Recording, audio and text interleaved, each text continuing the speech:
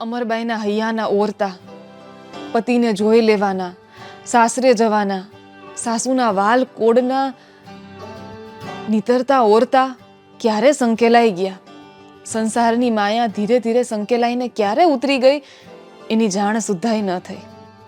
અમરબાઈની આંખમાંથી આંસુ સરી પડ્યા. દેવીદાસ બાપુએ ભજન ચાલુ રાખ્યા. આ બધી ઘટના બનતી હતી ત્યારે એના સાસુ એની ભાડ લેતા લેતા આશ્રમમાં આવ્યા. ક્યાં ગઈ? અમર ક્યાં ગઈ? અમરબાઈના સાસુ પરસાળ સુધી પહોંચ્યા. દેવીદાસ બાપુ ભજન ગાય છે અને અમરબાઈને પોતે આ ઘરેણા ઉતારીને બેઠેલા જોયા. ઘરેણાનો ઢગલો પરસાળમાં દીઠ્યો. એના સાસુ ચોંકી ઉઠ્યા. આ શું ભગતાણી થવા બેઠી છે? દેવીદાસ બાપુ, આ તમે મારી વહુ સાથે શું કર્યું? એટલે દેવીદાસ બાપુ કહે છે કે બાઈ, મેં તો કાંઈ કર્યું નથી. આ બેન દીકરી અહીંયા આવી ને મને કીધું કે મારું મન ઠરે છે, મને ઘડીક અહીંયા રહેવા દેશો? અમરબાઈના સાસુ હવે રોષે ભરાયા. એટલી વારમાં અમરબાઈનો ધણી ત્યાં આવી પહોંચ્યો, જુવાન જોધ આયર.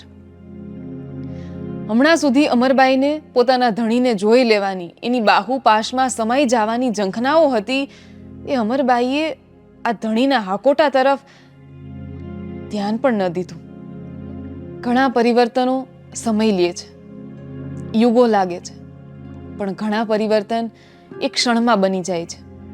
વીજળીનો ચમકારો થાય અને મોતી પરોવાઈ જાય છે. અમરબાઈ સાથે પણ કંઈક એવું જ થયું.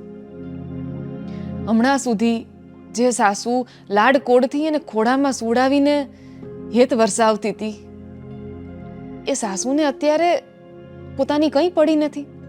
આ બધા માત્ર સ્વાર્થના સંબંધ હતા, કેમ કે એ પોતાના દીકરાનું ઘર માંડવાની હતી, એનો વંશ આગળ વધારવાની હતી, એટલા માટેના જ આ સંબંધો હતા. અમરબાઈ તરીકે, આ જગતના સામાન્ય માનવી તરીકે પોતાની શું કોઈ જ કિંમત નહોતી? પોતાના શું કોઈ જ મૂલ નહોતા?